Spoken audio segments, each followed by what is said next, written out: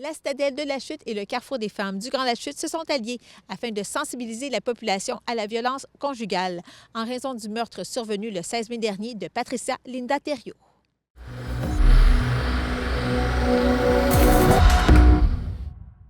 Aujourd'hui, on voulait vous faire un flash vidéo, en fait, pour dénoncer le féminicide qui est arrivé vendredi dernier. Effectivement, une femme a été retrouvée sans vie une semaine auparavant à La Chute, selon la porte-parole de la Sûreté du Québec, Laurie Avoine. C'est vers 14h30 que les services d'urgence ont été appelés à se rendre sur la rue Saint-Exupéry à La Chute. Donc, sur place, les policiers ont interpellé un homme qui se trouvait sur une propriété privée qui n'était pas la sienne. Donc, rapidement, les policiers se sont rendus à une autre résidence de la même rue où ils ont découvert, justement, la femme inanimée. Donc, celle-ci a été transportée dans un centre hospitalier de la région où son décès a malheureusement été constaté. Donc, l'homme interpellé un peu plus tôt sur la même rue a été rencontré par les policiers. Puis, l'enquête a été confiée au service des enquêtes sur les crimes contre la personne, puisque la cause du décès pourrait être suspecte. D'accord. Et ce qu'on sait aussi, c'est que maintenant, il a été accusé du meurtre au second degré? En fait, il a comparu au palais de justice de Saint-Jérôme. Donc, pour ce qui est des accusations, je vous réfère vraiment au directeur des poursuites criminelles et pénales. C'est sûr qu'on a été ébranlés. L'intervenante externe à la sensibilisation et à la formation de la citadelle de la Chute, ainsi que la co-coordonnatrice du Carrefour des femmes du Grand La Chute ont partagé leurs impressions sur cette tragédie. Plus c'est proche de nous, on dirait plus ça vient nous démontrer que notre mission est importante puis qu'on est là pour ces raisons-là aussi. La sécurité des femmes, c'est vraiment important, et des enfants, évidemment. Et, en fait, à l'intérieur de la citadelle, on a fait un atelier auprès des femmes là, pour sensibiliser que ceux qui sont hébergés, ceux qui ne sont pas décédés de la violence conjugale, qu'elles sont des survivantes et qu'il y a un message d'espoir là, qui a été fait en arrière de tout ça aussi. Puis je pense que ça a touché vraiment les femmes qui sont hébergées en ce moment aussi. Exactement, c'est la même chose au niveau du Carrefour. Nous, c'est sûr qu'on n'est pas un centre d'hébergement, mais avec les femmes cette semaine, c'est sûr qu'il y a eu des belles discussions, on a eu des beaux échanges. Puis c'est sûr que quand ça arrive proche de chez nous, dans notre communauté, c'est sûr qu'on est sensibilisé davantage. Puis on s'est toutes questionné aussi. Est-ce que c'est une personne qu'on connaissait? Est-ce que c'est une personne de notre entourage? Tu sais? Donc, c'est important aussi pour le Carrefour de sensibiliser puis de dire qu'on est là vraiment pour ces femmes qui pensent être victimes de violences conjugales ou toute autre victime de violence, là, qu'on est là pour les aider puis les écouter aussi. C'est quoi qui est ressorti dans les commentaires des gens, des femmes qui fréquentent vos deux organismes suite à cet événement-là? Bien, c'est sûr que, oh mon Dieu, on pense toujours que ça arrive loin de chez nous. Ouais. Là, c'est proche, tu sais. On connaît peut-être toute une personne, on connaît une personne peut-être qui vit de la violence conjugale, qui vit de la violence. Donc, c'est sûr que c'était vraiment des commentaires de colère aussi, tu sais. Pourquoi? Tu sais, une de plus, tu sais, pourquoi que c'est arrivé? Tu sais, encore en 2025, ça peut arriver. Donc... Ouais. Bien, chez nous, c'était vraiment, tu sais, les femmes étaient comme, ça aurait pu être moi. En fait, c'était ça qui se disait surtout, c'est que, tu sais, j'en suis sortie, mais ça aurait pu être moi, finalement. T'sais. C'était vraiment ça. Quels sont aussi les tabous auxquels on peut penser encore en 2025 qui concernent les victimes de violences conjugales? Bien, je pense que la honte, elle doit changer de camp, là, comme le slogan a été utilisé beaucoup pour Mme Pélico. Mais, tu sais, je pense que c'est vraiment ça. Là. Je pense que, tu sais, la honte, quand on vit des types de violences ou de la violence, tu sais, conjugale principalement, tu sais, peut-être que c'est d'aller chercher de l'aide ou de briser le silence, tu sais, la honte qui nous suit ou qui nous brime, en fait, pour peut-être aller faire le premier pas. Je pense que c'est définitivement ça. Là. Il faut que la honte change de camp, définitivement.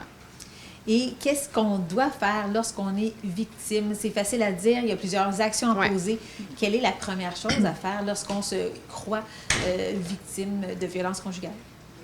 Je pense que la première chose, c'est d'en parler peut-être à quelqu'un en qui on a confiance. T'sais, même si c'est pas nécessairement de s'adresser à des professionnels ou à des maisons d'hébergement ou à des carrefours des femmes ou des centres de femmes, mais par contre d'en parler puis de briser le silence. Puis autant pour les proches, des fois ça peut être difficile aussi de comprendre, de peut-être respecter aussi le rythme des victimes. Par contre, c'est important de laisser la porte ouverte. Parce que justement, je pense que ça peut sauver des vies. Là. Puis souvent, ça peut prendre 2, 3, 4 fois avant que la personne réalise qu'elle a besoin d'aide au niveau de la violence conjugale. Donc, il faut laisser le temps à la personne de faire son choix. Oui, et des fois, on peut penser dans la tête ou dans l'imaginaire des gens, c'est que la violence est tout de suite installée, mais des fois, il y a une escalade de la violence. Ce n'est pas immédiatement que ça se fait. Donc, parlez-nous peut-être de cette pensée-là que ça se fait pas en un seul instant. Du jour au lendemain, la personne décède des mains de son conjoint. Évidemment que c'est ça. Ça commence avec une histoire d'amour, hein, puis de fil, sinueusement, ça s'installe. Fait que peut-être des violences psychologiques, du chantage émotif au début, puis là, la personne, la victime doute d'elle-même ou de ses perceptions. Puis à un moment donné, ça escalade. Puis la personne, utilise des formes de violence physique, des formes de violence verbale. Du contrôle. Quotidiennement. De la part du conjoint. Mais souvent, ces termes-là, la personne ne sait pas que c'est de la violence. Elle va peut-être entendre de sa famille, « Ouais, mais je trouve qu'il te contrôle beaucoup. Mais non, c'est vraiment parce qu'il m'aime. Oui, mais... Fait que le temps que la femme ou la personne, reconnaisse que c'est ça, le processus peut être long, puis c'est ça l'escalade, en fait, qui peut mener à un acte irrévocable. Et quels sont, justement, les différents services que vous pouvez offrir chacune? Évidemment que la Stadelle offre, de l'hébergement. On offre aussi des services à l'externe pour les femmes et les enfants qui n'ont pas besoin d'hébergement, mais qui auraient besoin d'un suivi, soit post-séparation ou même pas besoin d'être séparés, là, pour sensibiliser la femme aux violences qu'elle vit ou pour répondre à ses questions simplement si elle ne sait pas ou elle pense qu'elle en a envie peut-être. Fait qu'on a des services externes, on a du clavardage aussi sur notre site Internet, des services jeunesse, des services de formation, sensibilisation, prévention, de l'écoute 24/7 au téléphone, là, fait qu'il n'y a pas d'heure, là, vraiment. Puis il y a toujours quelqu'un au bout de la ligne pour répondre à vos appels, à vos questions, à vos interventions. Pour nous, au Carrefour, c'est sûr que nous, notre mission première, c'est vraiment là, que la personne puisse venir puis briser son isolement, qu'elle ne se sente pas seule. On peut faire de l'intervention aussi individuelle avec elle. On va faire de l'écoute active, on va l'écouter. Puis souvent, c'est là, hein, c'est en jasant avec la personne qu'elle va découvrir peut-être qu'elle vit de la violence conjugale. Aussi, on a un comptoir vestimentaire où, si elle décide de quitter son partenaire, elle peut venir se prendre des vêtements, parce que des fois, ça peut arriver vite, hein? On quitte, puis on laisse tout derrière. Donc, nous, on offre ce service-là de comptoir vestimentaire pour que la personne puisse venir chercher des vêtements, là, si jamais elle en a besoin. Mais c'est vraiment un soutien, puis de l'écoute qu'on peut lui apporter. On fait différents ateliers aussi, mais je pense que quand on est vraiment dans une situation comme ça, c'est vraiment l'écoute et de discuter et de réaliser qui est important. Fait que c'est ça qu'on peut offrir au Carrefour des femmes, là, un lieu où elles peuvent se déposer et venir jaser. Parlez-moi de l'événement du 3 juin prochain. Donc, qu'est-ce que vous allez faire exactement? Bien, en fait, on a discuté pour faire une action commémorative là, pour cette personne-là. Donc, on invite les gens à venir au Parc Baron à compter de 10 heures pour se réunir, pour être ensemble, puis dénoncer cet acte de féminicide qui est arrivé. Donc, on invite les gens à porter là, un petit lampion là, avec eux. On va faire une vigie, puis... on va lancer des messages d'espoir aussi parce qu'en arrière de tout ça, il peut y avoir des messages d'espoir pour dire que nous, on est là puis que ces femmes-là ne sont pas seules. Et est-ce qu'il y en a donc de plus en plus? Quel est le portrait des femmes que vous accueillez à la Stadelle de la Chute pour l'année 2024-2025? Ça ressemble à quoi? Cette année, on a reçu 97 femmes et 100 enfants. Cette année, en 2024-2025. Et ça, pour quelqu'un qui n'a aucune idée, habituellement, vous en recevez combien? Est-ce que ça va C'est de plus en plus à chaque année, oui, c'est ça, oui.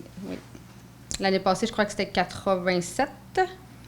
Oui, c'est ça, 87. Et cette année, 97 femmes et 100 enfants. Fait que ça augmente à tous les années. Là. Qu'est-ce qui explique cette augmentation? Est-ce que c'est parce que la population de la région augmente ou le message que vous portez, justement, les gens dénoncent plus, prennent plus d'action avant qu'il ne soit trop tard, justement? Toutes ces réponses, je crois. Oui. Oui. Oui, puis je pense que de plus en plus qu'on va faire des actions concertées, puis des actions dans notre communauté, puis qu'on va inclure l'ensemble de la population, bien, je pense que le message va être grand.